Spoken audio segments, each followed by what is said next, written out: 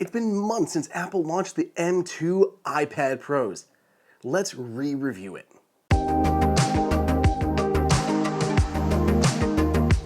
Welcome everybody! Welcome to Apple Insider. It is Andrew here. Apple last released an update to the iPad Pros, an 11 and a 12.9 inch version, back in October of 2022. Here we are marching through 2023. Get it? It's March. It's March when I did this video, if you're watching it at its release. Anyway, moving on, as we march through 2023, I have been using this iPad nearly every day since. So I wanted to revisit my initial review after copious usage and see what stuck and what sucks. I will say that I do have a lot of negatives, and I don't mean to gripe, and I will round out this review with a lot of positives towards the end. So please stick with me and hear me out, and I want to know your comments. So please make sure you counter whatever I say down below in the comments. So let's go and get into it, a long-term review of Apple's M2 2022 iPad Pro.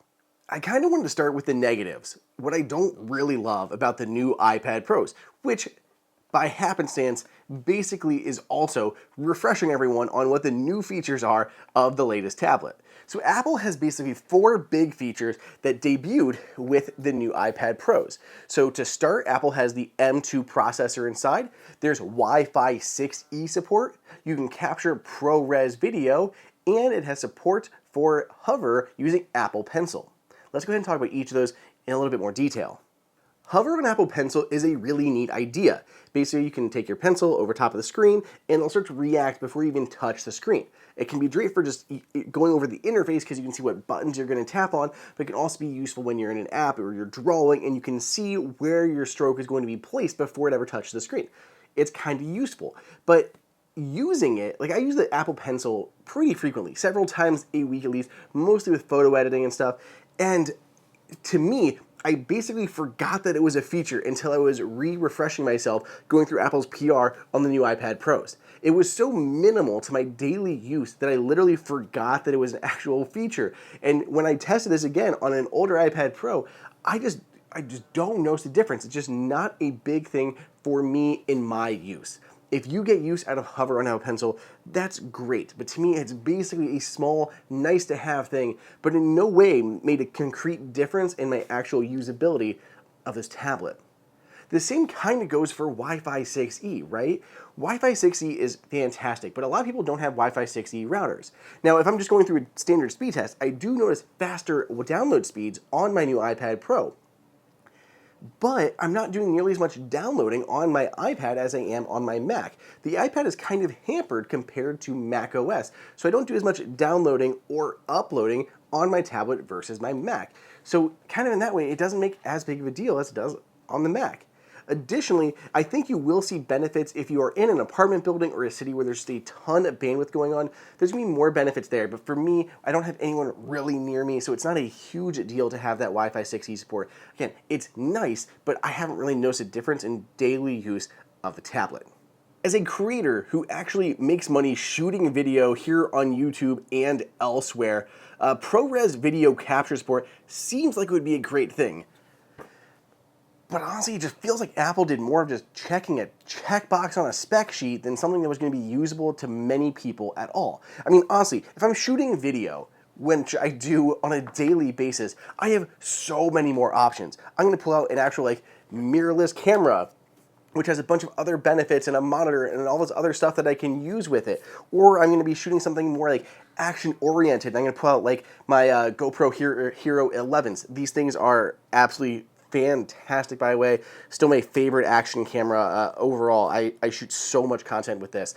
But I would pull out a GoPro for its durability, ruggedness, and mounting options. I could go handheld with a DJI Osmo. These things are also fantastic, cool little shooters that I can just hold and film stuff with really easily. Why would I not want to shoot on something like this? Or I mean, at a minimum, I can shoot on my iPhone, which also has ProRes video support and can capture things in Dolby Vision HDR. This, I would go to. It has action mode and cinematic mode. I have a lot more capture options shooting on an iPhone than I do on an iPad. I would go to all of these things before I had to pull open my iPad and film something for use like this. It's just, to me, this is not going to happen. I don't want it to be a thing. I will edit on here. I will look at video on here. I will do all sorts of stuff, but I don't want to capture like actual ProRes professional video on my iPad Pro. That brings me to the M2. The M2 is great. It is fantastic. It is blazing fast. I've never noticed a stutter on my iPad Pros. This thing just flies. And it even feels that the iPad Pro is limited more from iPadOS than the M2 chip. It seems like the M2 chip is still overpowered for the iPad and what it can do. We're seeing actual like games launching on macOS with an M2, but they don't come to iPad. I mean, we finally have DaVinci Resolve on iPad, but we don't have things like Final Cut Pro. There seems to be so many holes missing in terms of utilizing the power of the M2 that I just don't understand. And I feel like Apple and third-party developers really need to focus on tapping into the M2 and delivering more pro-grade applications that can make the iPad more of a usable creation and production level device. Okay, I know I've had a fair share of criticisms on the iPad Pro. The thing is, to me, it just feels stale. Like, it's not that I don't love it. It's more of a just disappointment because I see the potential in the product. I love this so much. Like, it is an incredibly powerful computer. It's so portable and thin and compact that I can take it with me everywhere. Even the Magic Keyboard, as thick and bulky and heavy as it is, adds so much additional use with the trackpad. And Apple has done a lot with multitasking and with adding a cursor to iPadOS. It's been good, but it's just not enough.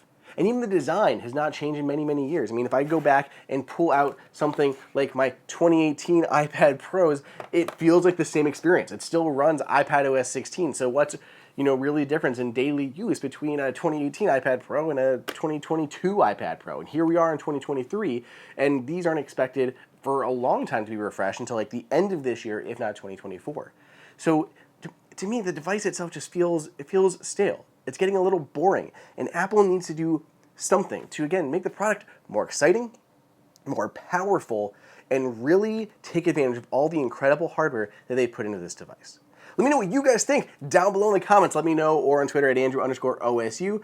If you want to pick up an iPad for yourself, again, fantastic devices, and if you are in the market for one, the new iPad Pros are so much better than they ever have been in the past.